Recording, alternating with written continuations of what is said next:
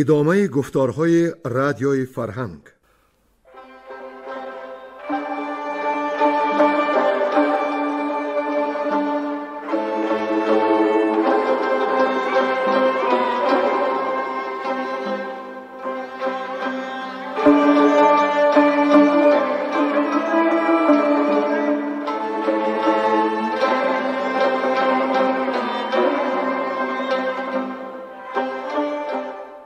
بسا رنج بردم در این سال سی، عجم زنده کردم بدین پارسی. بسا رنج بردم در این سال سی، عجم زنده کردم بدین پارسی.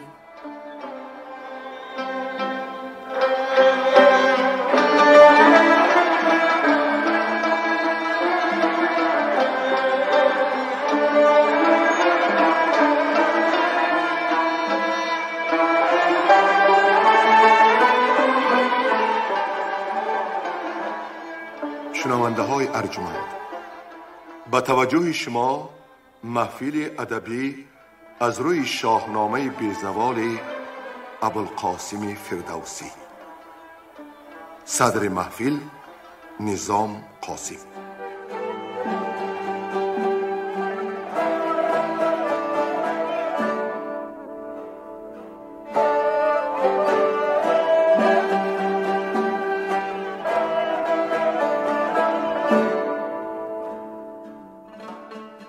شنوندگان عزیز، در گفتار پیشین سخن از آن خصوص رفت که در پرده زال بود بنده، نوازنده، رود و گوینده و او از پدر رستم پسری به دنیا آورد که شغاد نامش کردند. ستاره شناسان از گردش افلاک دریافتند که چون شغاد به مردی رسد، بگاهی دلیری و گردی رسد، کند تخمه سام نیرم تباه، شکست اندر آرد در این دستگاه. زال از این غمین شد و روی نیاز به درگاه خداوند برد که عاقبت کارش را خوب کند. چون شغاد کمال یافت، زال او را به صفت نماینده خویش به دربار شاه کابل فرستاد. شاه کابل که هر سال به فرمانروای سیستان یعنی رستم یک چرم گاو سیم و زر خراج میداد، برای به آن نژاد بلند پیوستن و از بار گران خراج رها شدن دخترش را با شغاد خانه‌دار کرد. ولی چو هنگام باج آمدان بیستودند، همه شهر کابل به هم برزدند. شغاد از این کار برادر ناخوش شد و با پدر عروسش پیمان کرد که ما نام او از جهان کم کنیم، دل و دیده زال پرنم کنیم. و با نیرنگ خود را رنجیده و تحقیر دیده وانموده از شاه کابلستان به رستم دستان شکایت برد. برادر نامورش بیخبر از حیله آن دو تن شغاد را تسلی داد که من او را بدین گفته بیجان کنم، برو بر دل و دیده پیچان کنم، نشانم تو را شاد بر تخت اوی، به خاک اندر آرم سری بخت اوی. چون رستم با برادر دیگرش زواره و صد سواره ضد شاه کابلستان عزم رزم کرد، شغاد حیله نو پیش آورد. با مصلحت او شاه کابلستان به استقبال رستم شتافت، دو رخ را به خاک سیاه برنهاد و بخشش خواست. ببخشید رستم گناه ورا و با دل کشاد دعوت فرمانروای کابلستان را پذیرفته، با اهل رکاب عزم ضیافت شاهانه و بعد میگساری و سرخوشی رو به شکارگاه نمود که در سراسرش برای هلاک او چاه‌ها کافته و در قعرشان تیغ‌های تیز نهاده رویشان را خسپوش کرده بودند. بدین طریق جهان پهلوان و برادرش زواره و آن صد سواره به چاه‌های مرگبار فرو افتادند و بدرید پهلوی رخش بزرگ بر و پای آن پهلوان سترگ. رستم فهمید که به دام نهاده عدوان خویش افتاده است و در پاسخ چاره‌جویی‌های روبهانه شاه گفت: فرامرز پوری جهانبین من، بیاید ستاند ز تو کین من. و شغاد را بر سری چاه دیده درخواست از آن پلید که اکنون که بر من چنین بد رسید زی ترکش برآور کمان مرا بزه کن بنه پیش من با دو تیر که اگر شیر نخچیرگیر به قصدم بیاید تن افگار خود را تا خاک شدن حفظ کردن بتوانم. شغاد که بر مرگی برادر همه بود شاد کمان و دو تیر را پیش تهمتن نهاد. جهان پهلوان با زوری واپسین کمان در کشید، آن نابرادر ناپاک رایش را سر یک تیر کرد و پیش یزدان سپاس آورده که مرا زور دادی که از مرگ پیش از این بی‌وفا بیستودم کینی خیش جان به جان آفرین سپرد. زواره به چاه دیگر در بیمرد، سوار نماند از بزرگان و خرد. از کشته شدن رستم و زواره آگاه شده همه ریخت زال از بر یال خاک، همه کرد روی و بر خویش چاک و همانگه فرامرز را با سپاه فرستاد تا رزم جوید ز شاه. پسر رستم فرامرز تابوت پدر و عمکش زواره همچنین جسد رخش نامور را که عمر شریک دلاوری های جهان پهلوان بود آورده به خاک زابلستان سپرد. مردم همه بر مرگ قهرمان خیش میگریستند و دعا میکردند که کنون شاد بادی به خورم بهشت که یزدانت از داد و مردی سیریشت. اکنون شنوندگان عزیز ادامه داستان را بشنوید. گوینده ها حاجی اسماعیل پیر محمد زاده، صباحت قاسم، ساربان، عبدالرشید خوجمقلوف، نظر یزدانی، گل رخسار و بنده.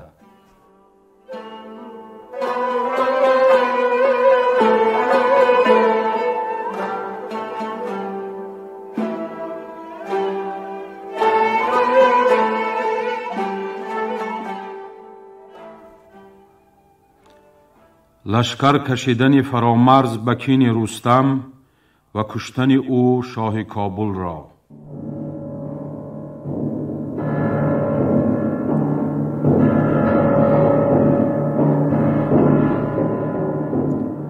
فرامرز چون سوگ رستم بداشت، سپه را هم از سوی هامون گذاشت. در خانه پیلتن باز کرد، سپه را ز گنج و درم ساز کرد. سحرگه خروش آمد از کرنای، هم از کوس رویین و هندی درای. سپاه ز زابل به کابل کشید، که خورشید گشت از جهان ناپدید.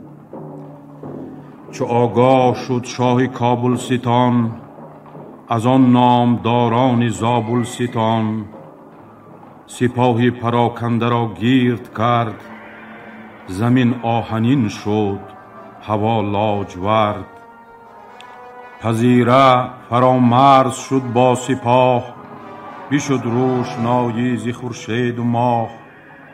سپه را چو روی اندر آمد بروی، جهان شد پرآواز پرخاش جوی.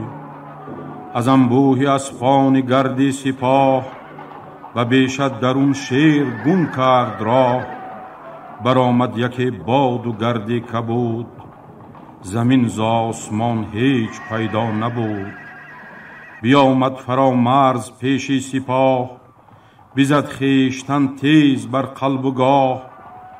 ز گردی سواران جهان تار شد، سپهدار کابل گرفتار شد. پراکنده شد آن سپاه بزرگ، دلیران زابل به کردار گرگ. ز هر سو به ایشان کمین ساختند، پسی لشکر اندر همی تاختند. بکشتند چندان ز گردان هند، هم از پرمنش نامداران سیند.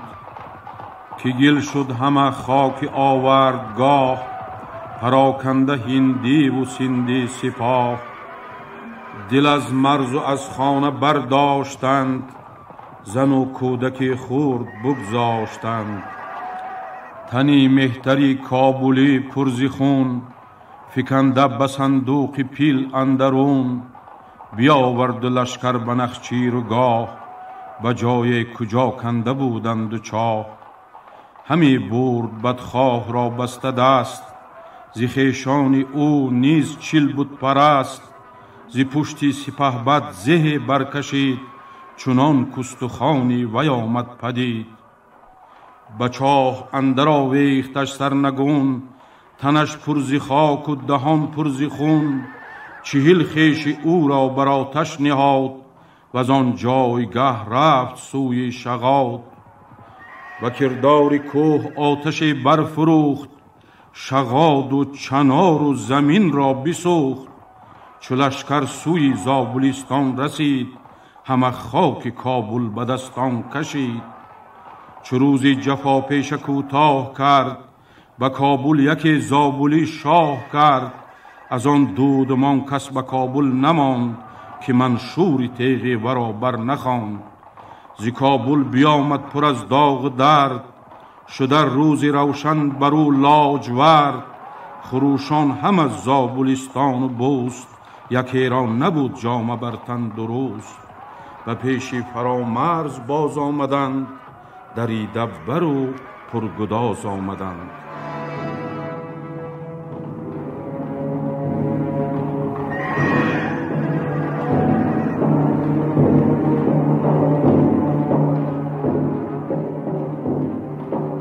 بیهوش گشتن رودابه از سوگ رستم.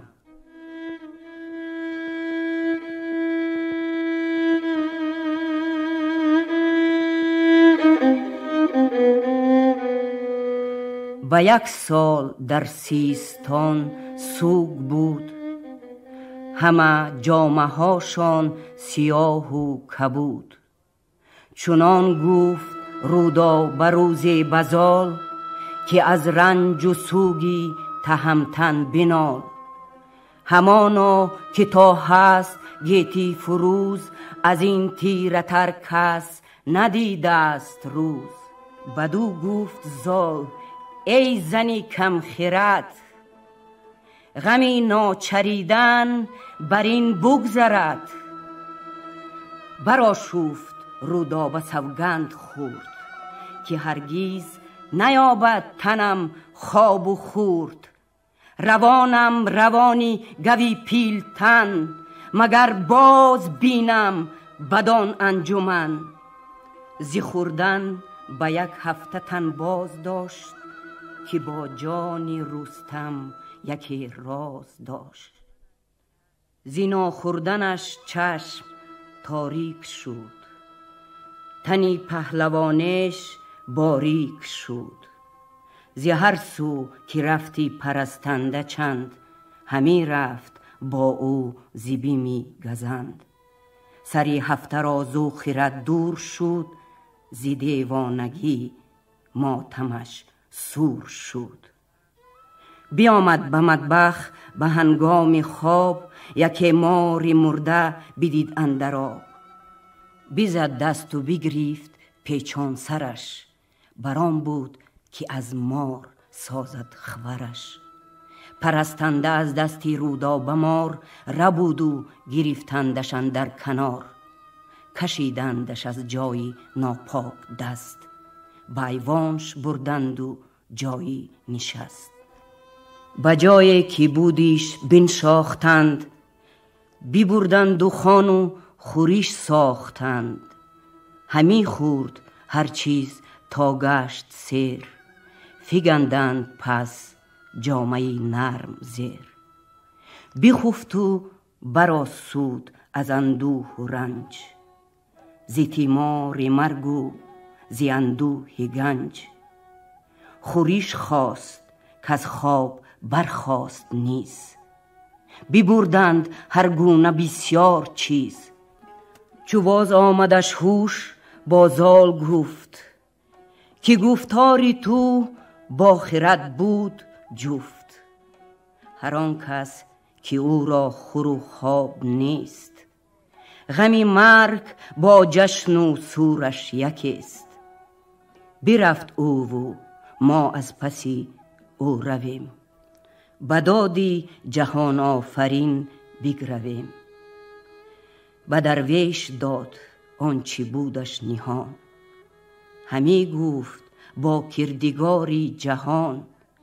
که ای برتر از نام و از جایگاه، روانی تهمتن بشوی از گناه.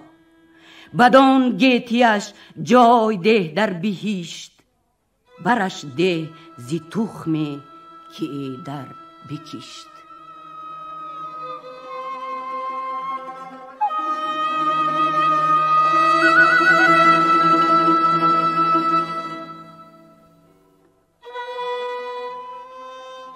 سپردن گشتاسپ شاهی به بهمن و مردن.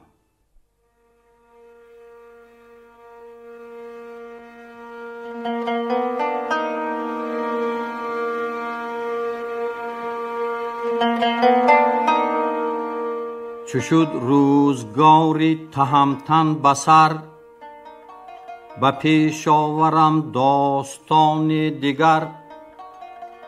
چو گشتاسپ را تیره شد روی بخت، بیاورد جاماسپ را پیش تخت.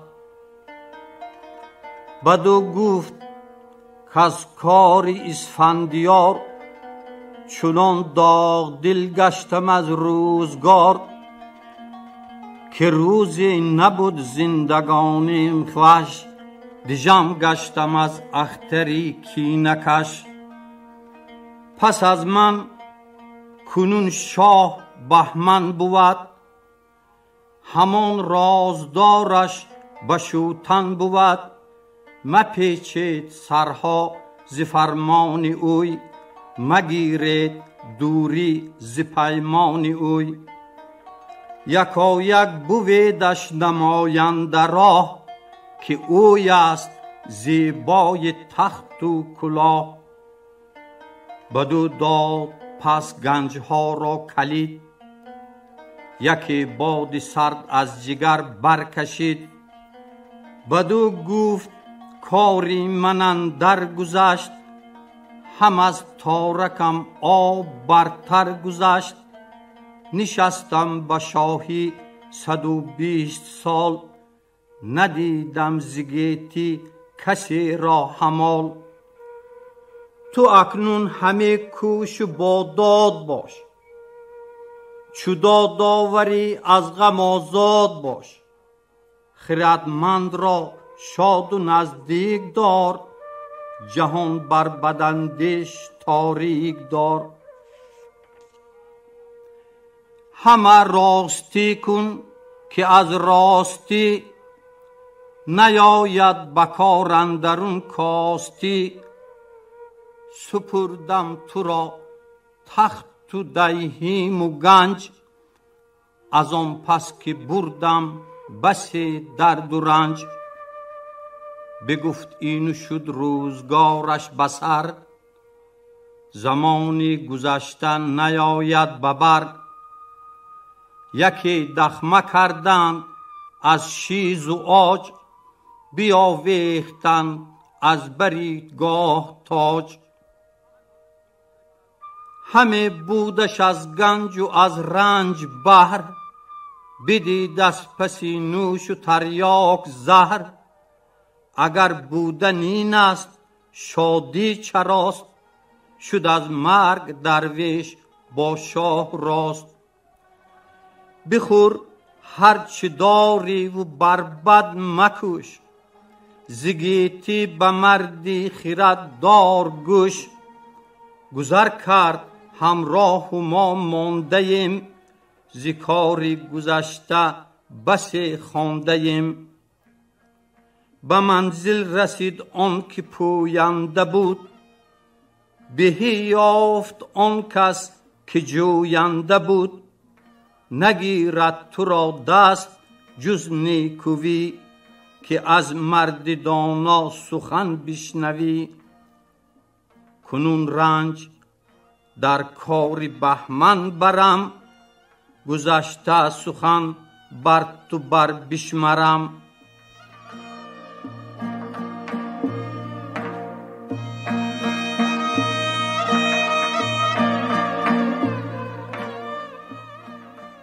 پادشاهی بهمن اسفندیار 99 سال بود.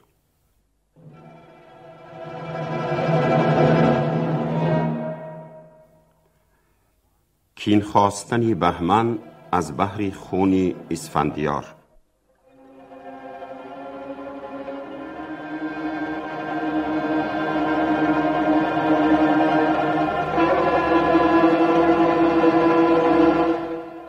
چو بهمن به تخت نیا برنشست، کمر بر میان بست و بگشاد دست. سپه را درم داد و دینار داد، همان کشور و مرز بسیار داد. یکی انجمن ساخت از بخردان، بزرگان و کارآزموده سران. چنین گفت کز مرگ اسفندیار، ز نیک و بدی گردشی روزگار. همه یاد دارید پیر و جوان، هر آن کس که هستید روشن روان. که رستم گهی زندگانی چی کرد، همان زال افسونگران پیر مرد. فرامرز جز کین ما در جهان، نجوید همه آشکار و نهان. سرم پر ز درد است و دل پر ز خون، جز از کین ندارم به مغز اندرون. دو جنگی چو نوشازر و مهرنوش، به زاری بدان سان سپردند هوش. چو اسفندیاری که اندر جهان، نباشد چونو آشکار و نهان. به زابلستان زان نشان کشته شد، ز دردش دد و دام سرگشته شد. همانا که بر خون اسفندیار، به زاری بگرید بر ایوان نگار. هم از خون آن نامداران ما، جوانان و جنگی سواران ما. هر آن کس که او باشد از آبی پاک، نیارد سری گوهر اندر مغاک. به کردار شاه آفریدون رود، چو چونین بی باشد همایون بود. که ضحاک را از پی خون جم، ز جنگاورانی جهان کرد کم. منوچهر با تور و سلمی سترگ، بیاورد از آمل سپاهی بزرگ. به چین رفت و کین نیا باز خواست، ز کشته زمین کرد با کوه راست. چو کیخسرو آمد ز افراسیاب، ز خون کرد گیتی چو دریای آب. پدرم آمد و خون لهراست خواست، مرا همچنان داستان است راست. فرامرز کز بحر خون پدر، به خورشید تابان برآورد سر. به کابل شد و کین رستم بخواست، همه بوم و بر کرد با خاک راست. زمین را ز خون باز نشناختند، همی اسب بر کشتگان تاختند. و کینه سزاوارتر کس منم، که بر پیل و بر شیر اسپ افکنم.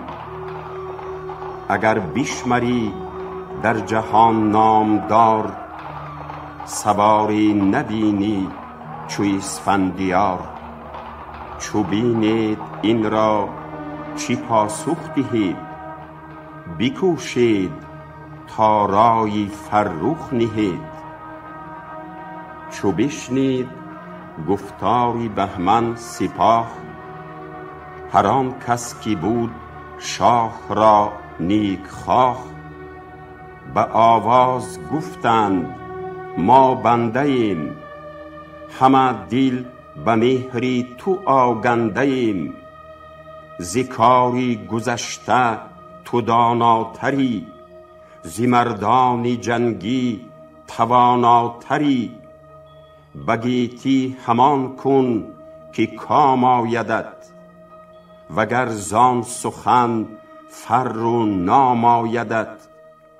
نپیچد کسی سر ز فرمان تو، کی آرد گذشتن ز پیمان تو. چو پاسخ چنین یافت از لشکرش، به کین اندرون تیزتر شد سرش. رهی سیستان را بیاراستند، بر این برنهادند و برخاستند. همه رفت از آن لشکری نامدار، سوارانی شمشیر زن 100,000.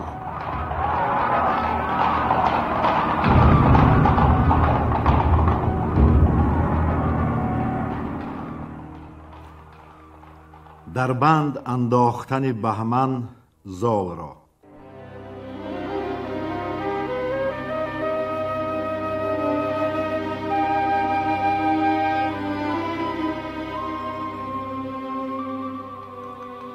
چه آمد به نزدیکی هیرمند، فرستاده برگزیده ارجمند. فرستاد نزدیک دستان سام، بدادش ز هر گونه چند پیام. چنین گفت کز کار اسفندیار، مرا در جهان تلخ شد روزگار. هم از کین نوشازر و نوشزاد، دو شاه گرامی دو فرخ نژاد. ز دل کین دیرینه بیرون کنم، همه رود زابل پر از خون کنم. فرستاده آمد به زال این بگفت، دلی زال با درد و غم گشت جفت. چنین داد پاسخ که گر شهریار، براندیشد از کار اسفندیار.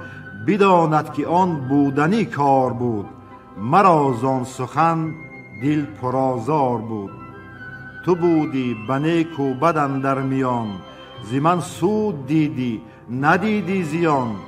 نپیچید رستم ز فرمان اوی، دلش بسته دیدی به پیمان اوی. پدرتان گرانمایه شاهی بزرگ، زمانش بیامد چنان شد سترگ. به بیشه درون شیر و نر اژدها، ز چنگی زمانه نیابد رها. همانا شنیدی که سامی سوار، به مردی چی کردند در آن روزگار. چنین تا به هنگام رستم رسید، ز دستان شنو تا چی دید و شنید.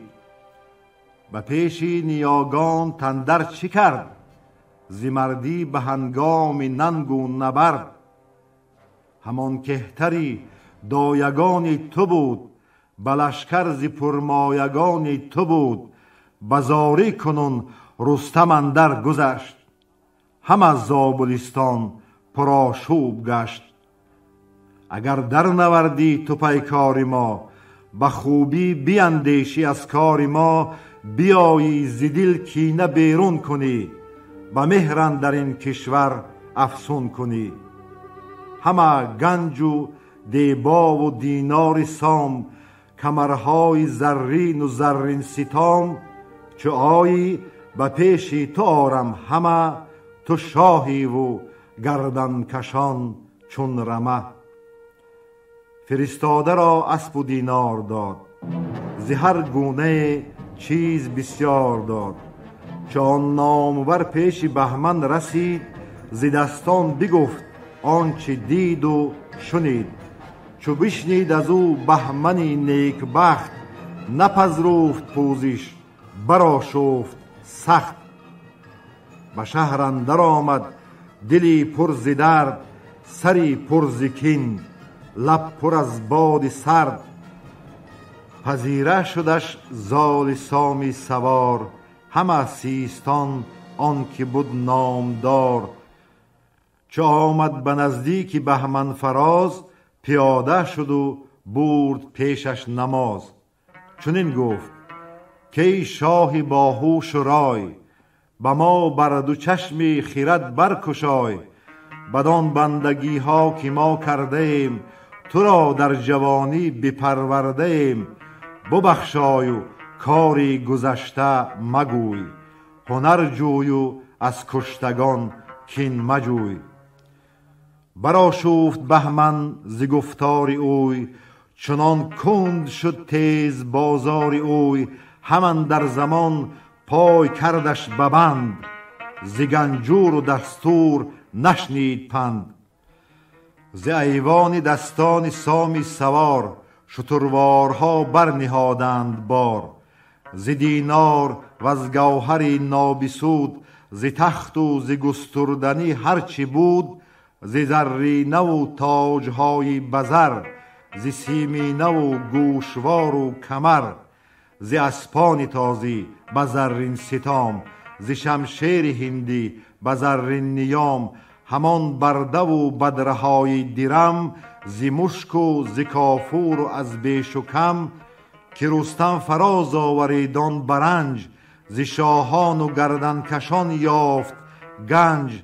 هم از زابلستان به تاراج داد، مهان را همه بدره و تاج داد.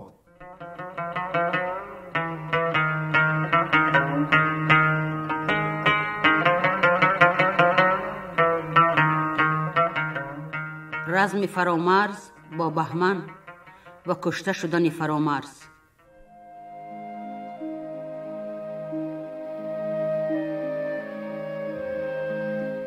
غمی شد فرامرز در مرز بوست، ز بهر نیا دست کین را بشوست. سپه کرد و سر سوی بهمن نهاد، ز رزم تهمتن بسی کرد یاد. چون نزدیکی بهمن رسید آگهی، برآشفت بر تخت شاهنشهی. بنه برنهاد و سپه برنشاند، به گورابه آمد 2 هفته بماند.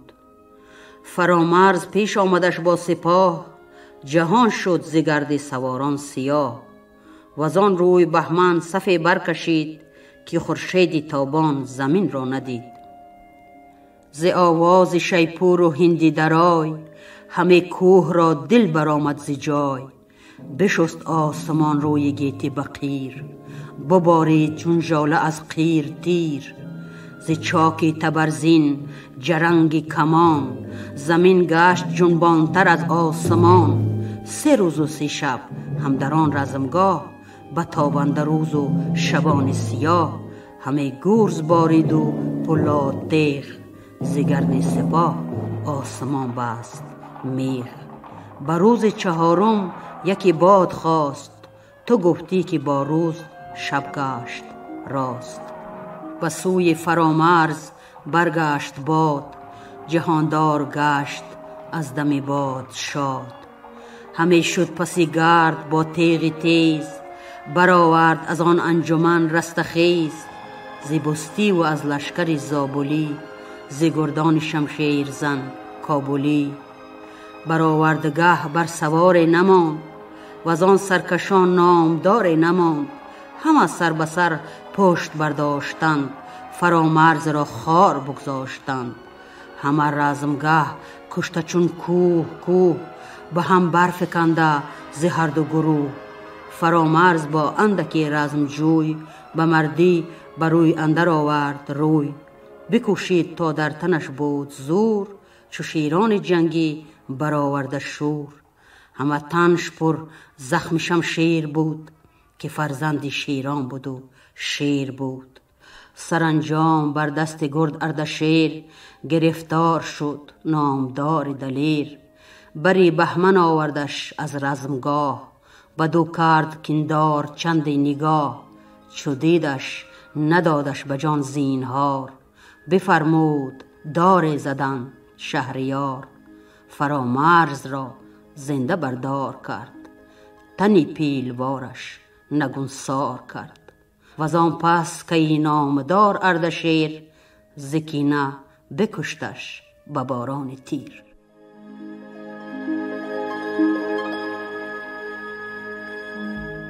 رها کردن بهمن زال را و بازگشتن به ایوان.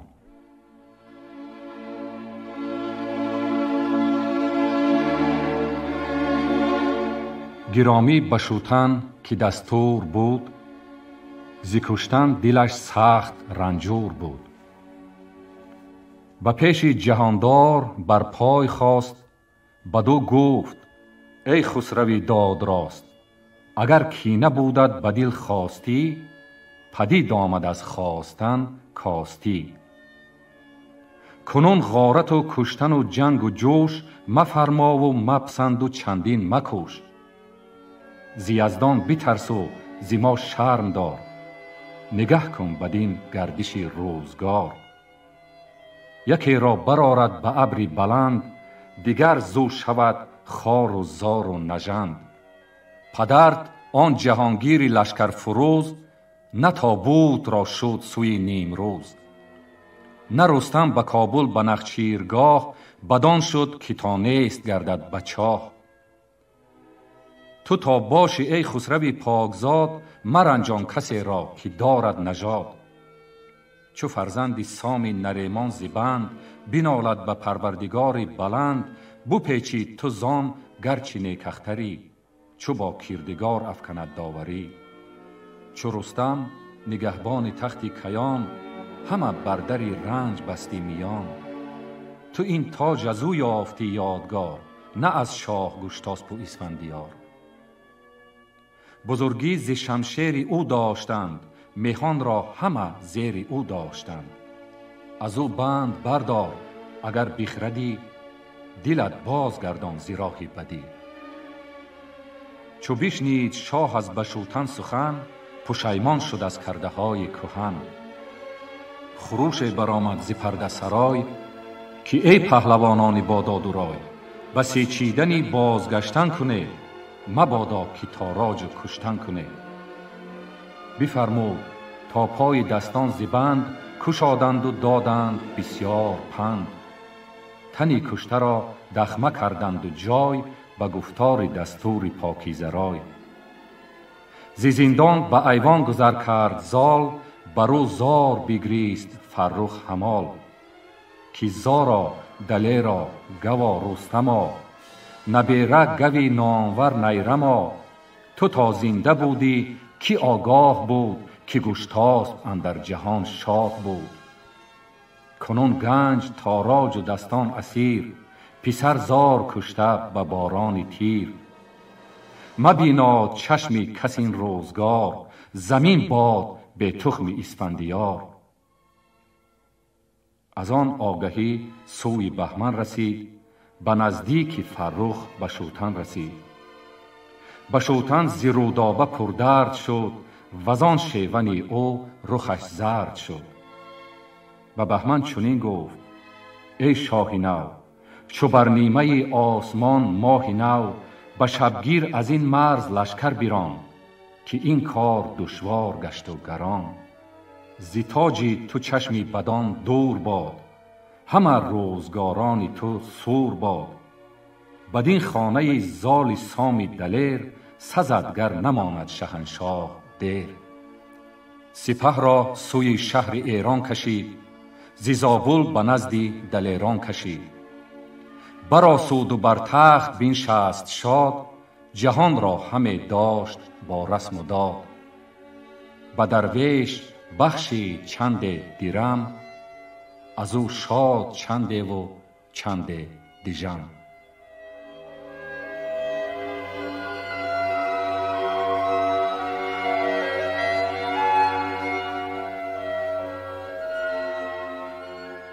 به زنی گرفتن بهمن همای، دختر خویش را و ولیعهد کردنش.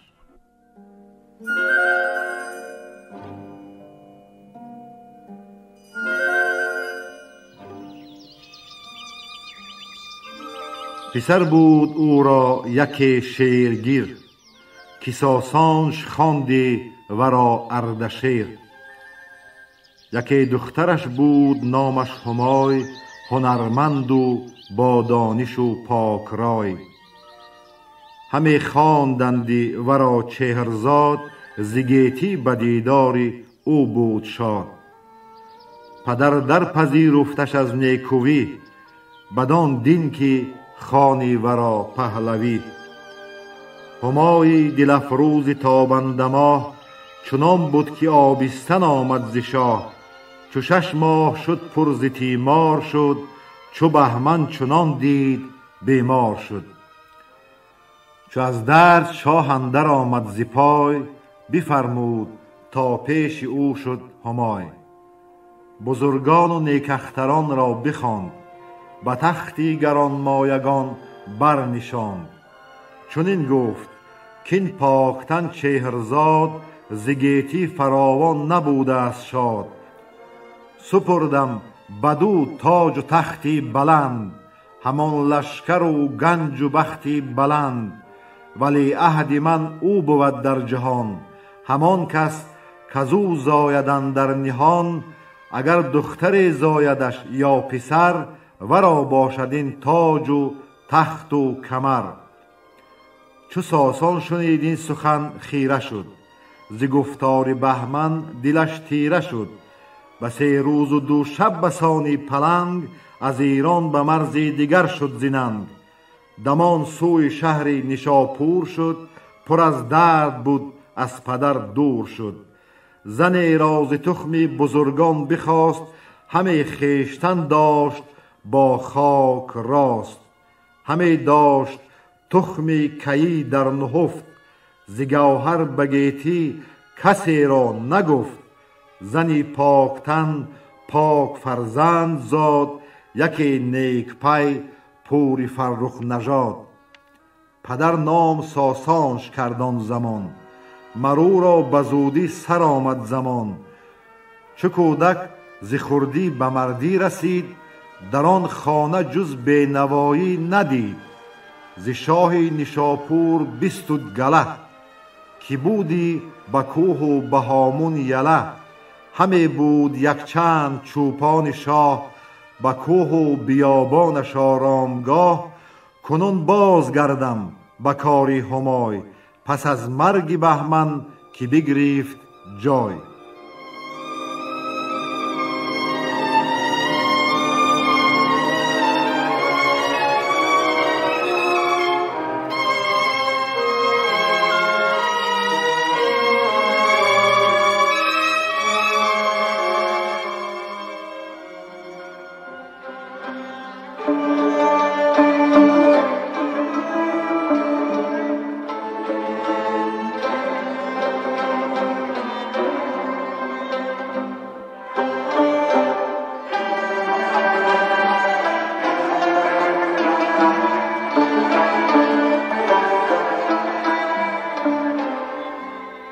شما محفل ادبی را از روی شاهنامه بیزوال ابوالقاسم فردوسی شنیدید. شاد و پیروز باشید.